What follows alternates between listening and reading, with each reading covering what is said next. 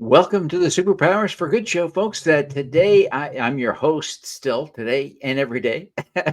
I'm your host, Devin Thorpe. And today we are so excited to have with us Kishshana Palmer. She is an extraordinary leader in the world of nonprofit social enterprise and just such a powerful, dynamic human being. I'm excited to have her on the show.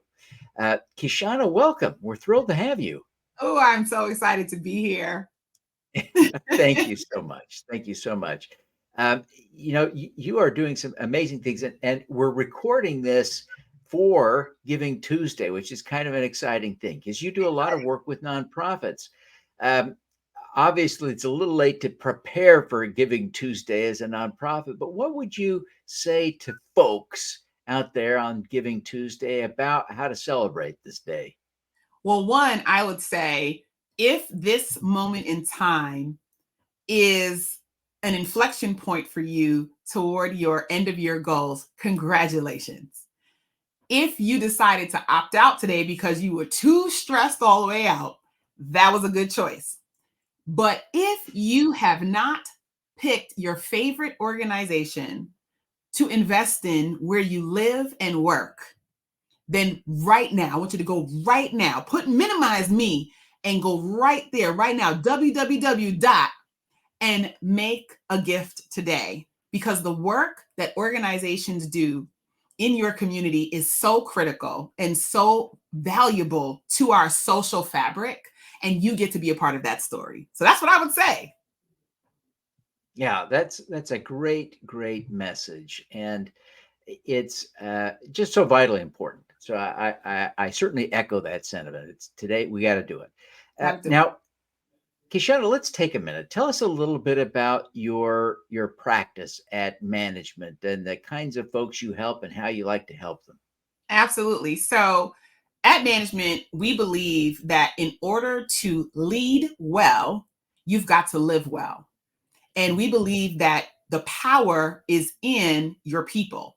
So what that means is that we are a people focused, equity centered change management consulting firm. We work with everyday leaders just like you to help you run your organizations better, to make sure that you have healthy cultures within your organizations, that you hit and exceed your goals, and that you take care of yourself while you're doing it. And so how that shows up is in restorative team and executive retreats, in board development and board governance, in custom learning experiences for your managers, all the way up through to your C-suite.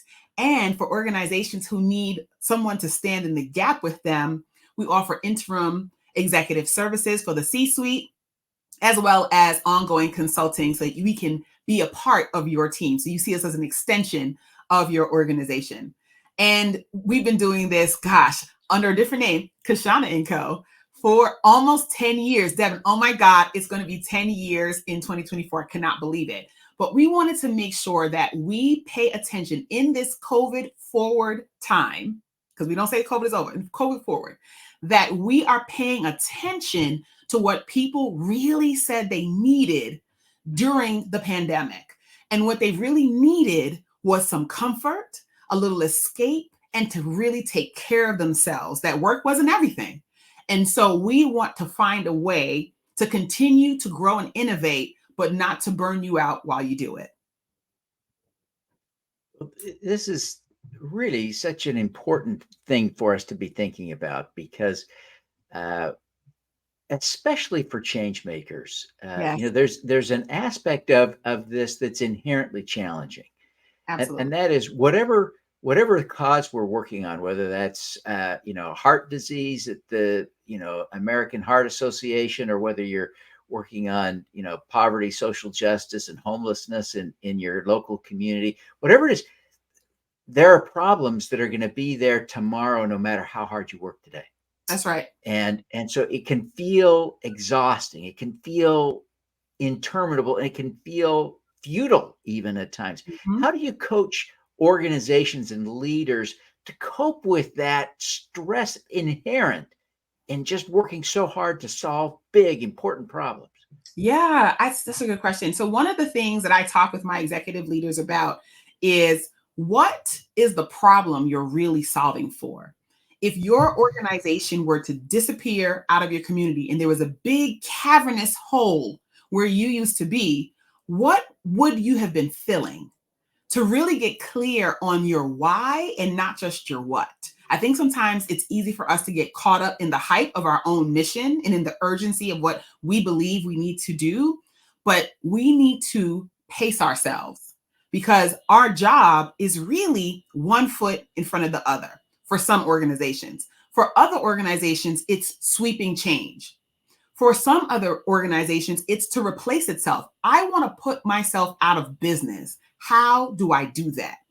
And so really getting to like, how do you plan to inject your piece of magic into our social fabric and understanding that you've got to have a plan to do that. Too many of us have been like really just fly by the seat of our pants. And we have taken pride as sector leaders in saying, oh, we're just flying by the seat of our pants. We're building the plane as we fly it. And then folks are tapping out, never to return to the sector again. And at ManageMint, I said, enough. There has to be a better way.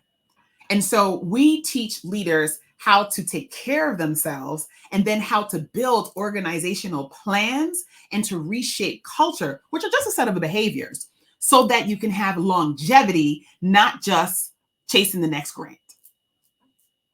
Yeah, it is really, it's great when you can celebrate receiving a grant or a donation, Absolutely. but ultimately that's not the solution we should be focused on. The solution is what we do with the money that we get. But then the corollary is then we're left in this long-term cycle, and so we've got to plan and think. So I love your approach. I love your approach. Now, oftentimes, people call on you to speak at events because you are such a recognized authority in this space. Appreciate it. What's your favorite topic when you speak, and what's the key message? Ooh, okay. So, y'all heard it here first, and so I have been, I've been signed to Wiley for my first book, Take Your Cape Off. And that's going to be coming out in 2024. And so the thing that I talk about the most is you can't do it all. And one of my Kishshana isms, martyritis, which is the cousin of being a workaholic. It's the kind of thing that we do that's particularly unique to our sector, where not only do we work ourselves to the bone, but we want everybody to see how important we are in our suffering. And I like to get folks to rethink how they do just about everything, how they set up their organizational dynamics, how they think about organizational structure, how they think about attracting and retaining teams, working alongside their donor investors, getting stakeholders to really be champions at the table and not just peer reviewers, and everything in between. And so I typically talk about how to be well. What does well-being really look like? What's your 5-star wellness plan? And I walk folks through not just how to be inspired by my story and how I had to come to this the hard way. My dad used to always say, you either pay to learn or you learn to pay. That and hard heads make us off behind. Different generation, different generation. But I had to come to it the hard way on taking care of myself. And so I bring folks along on that journey so that they understand not just that it doesn't have to be that way, but here's a couple of hows on how you can shift your life and still have the impact you seek. Yeah, I want to kind of head in a slightly different direction now, Oh, because I think you alluded to this at the very top of the show when you were describing your practice. yeah. But one of the things that I see sometimes, it's not common, but I do see it in the nonprofit sector, in social enterprise, that sometimes we get so focused on our narrow cause, climate change, the environment, saving ducks, who knows what it might be, that we rationalize some of our bad behaviors as being justified and acceptable. And I'm thinking particularly now, but you mentioned trying to build equity into the program. And Yeah. it does seem to me that it's important for nonprofits, regardless of the mission, to make equity and inclusion kind of a part of the mix? How do Yeah. you coach organizations to do that when they've got, maybe, feeding hungry people, Right. They saving don't people have who time. are right on the verge? It can be tough. That's It's gonna be that's tough. an important mission. Absolutely. It's tough. It's hard, right? Climate change is a big deal. We're all going to die, including, it's going to affect us equally. How do you also get people who are passionate about a cause to also include their social justice and equity in the mission? So one of the things I try to help my clients work through and navigate and build around is that when you design for marginalized groups, you almost always design for everyone. Because when you focus in on some of the nuances that, depending on where you are in the world, that those marginalized groups experience, it adds an additional layer. It's like when you take a class when you were in college, right? And you took 101, I took 101 for econ, and then I went on and I did 102 for econ, and then I did another econ class. It's that second step and that third step. Well, if everybody only gets 101, then how do you understand the nuances of 201 and 301? And so what I try to get my clients to do is build for that nuance, because then you can step back into what must be true in order for us to achieve that. And when you do that, then you start to identify the things that are needed to be in place. And you also identify what kind of resources you're going to need to get there. It allows you to plan. It allows you to actually have successful steps forward. And it allows your team to feel like they see me, they get me. And that is a critical retention, like feather in your cap, for any organization. Yeah, yeah, it's so vitally important. Well, listen, Kishshana, we're going to take a quick break. Everyone, I'm so happy today. I'm here with Kishshana Palmer. She is the CEO, founder, and leader of ManageMint, and she coaches nonprofits and social enterprises on how to do things better, management especially, to create productive cultures. But when we come back, we're going to talk to Kishshana about her superpower. So stick around. You don't want to miss this. Join us at Supercrowd Baltimore to connect with community-focused business leaders and investors working to support diverse founders, social entrepreneurs, and community builders. Learn how to raise money from the crowd and how to invest like a pro. November 30th at the B&O Rail Museum. Register today at thesupercrowd.com. Learn how to build stronger communities with investment crowdfunding on December 20th at 1 Eastern. Dorian Dickinson, founder and CEO of Funding Hope, will explain how to use investment crowdfunding as a tool for community building. Register today at thesupercrowd.com. We're grateful for the support of our sponsors and co-hosts. Ever wonder if you can raise money with a community round on WeFunder? It may not be as tricky as you think. You can start right now in under 2 minutes. Visit wefunder.s4g.biz or scan the QR code to begin. Give it a try. Welcome back, everyone. I am so excited here on the Superpowers for Good show to have with us today Kishshana Palmer, who is a leader in the nonprofit and social enterprise space. And she's really kind of a management guru and soon to be author. But Kishshana, you have done really impressive things. You're an amazing human being, and we're excited to have you here. What do you see as your superpower? Okay, so Devin, don't freak out. My superpower is the ability to see you. And so one of my strengths is individualization. And that means that I can see the magic in every single person.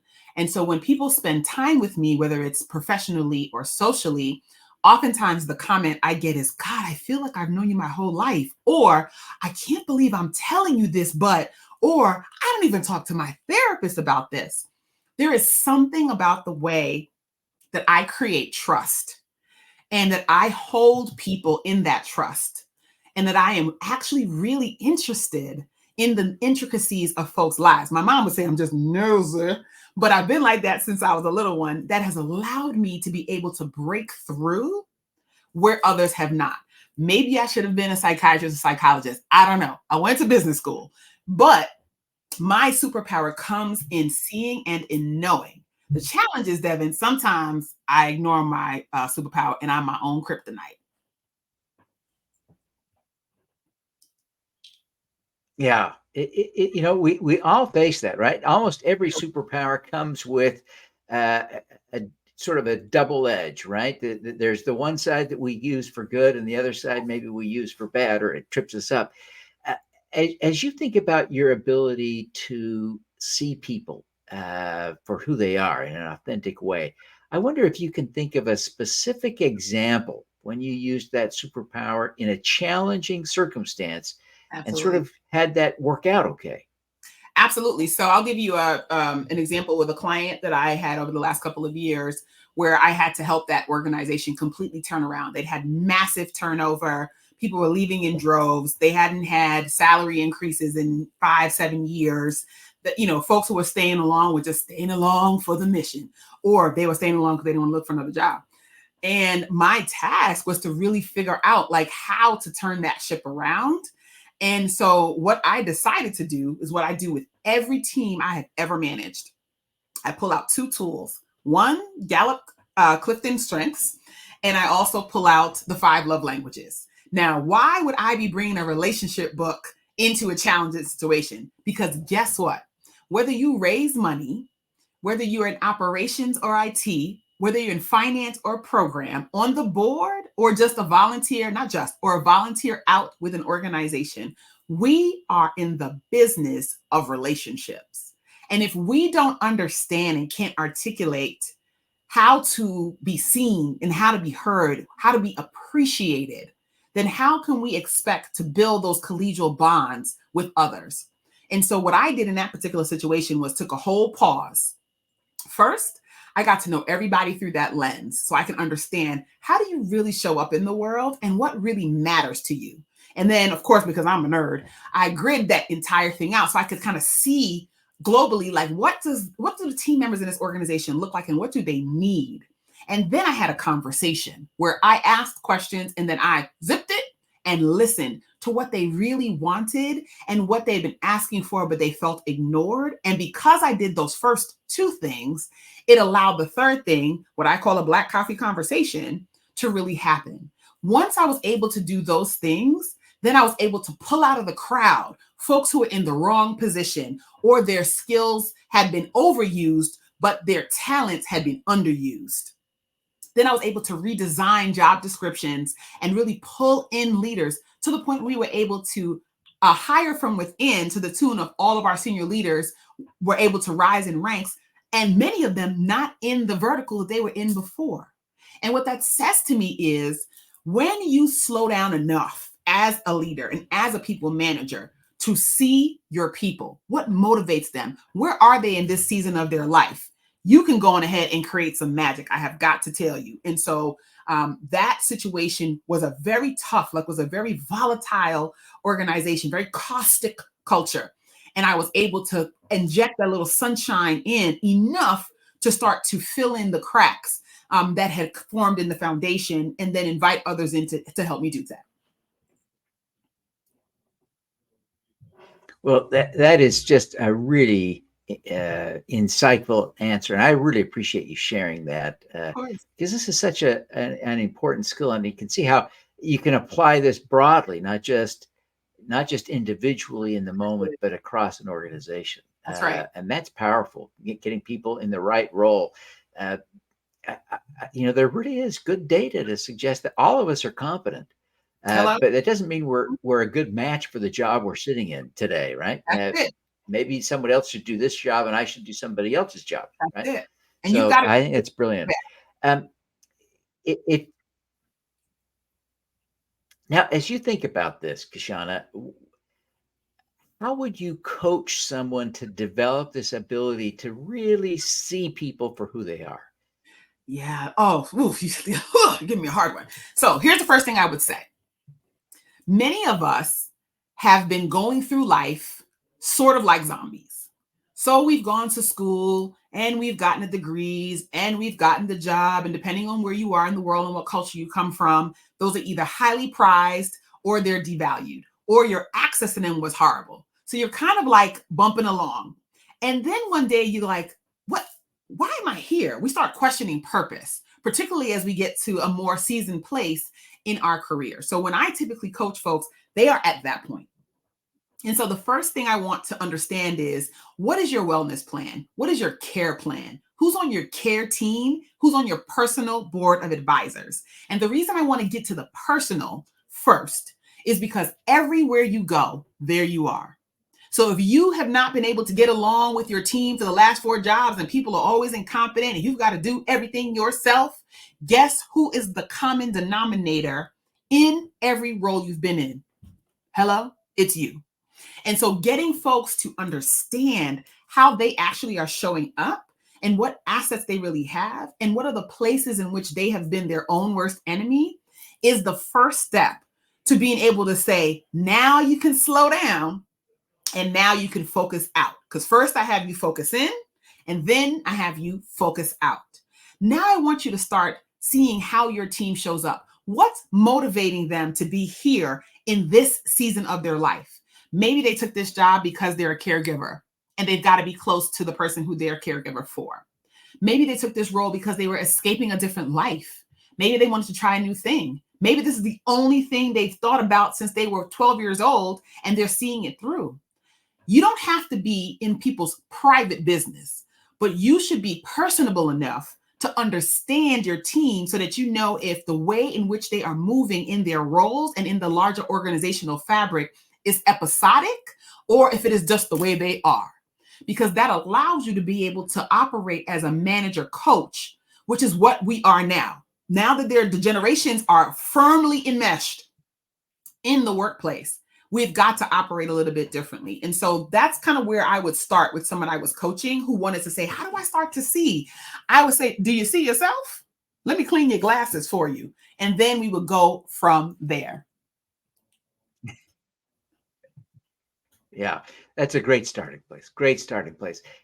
As you, well, listen, our time is beginning to run short. So let me invite you to just take a minute now and tell us about how people can learn more about your work and how they can connect with you. What's the best way? Well, Devin, the thing is, I'm probably the only Kishshana that most people will ever know. And so the best way to reach me is to reach my entire team at ManageMint. We put the in management, management.co. So it's not a misspelling. Or you can find me across all platforms at Kishshana Palmer. And so as long as you type in KISHS into Google, my name appears. But management.co is the easiest way because my team stands ready to understand your organizational needs, to match you with one of our amazing trainers, coaches, and consultants, or to have me come into your organization to lead an event or to be your keynote. So I would say that's the easiest way to stay connected to me. Yeah, fantastic. Well, Kishshana, we do thank you for taking the time to be with us today. And we want to wish you every success. You know, the great work you're doing is making such a difference in the world at every level. But every time you help someone in a nonprofit or a social enterprise be more effective in their work, you're helping all the people they help. That's right. So you're making the world so much better through all the ripples you're creating. And we want to see you succeed every day. So thank you very much for being with us today. Absolutely. And thank you for having me. This has been a joy. All righty. Now let's do some good. Let's do some good.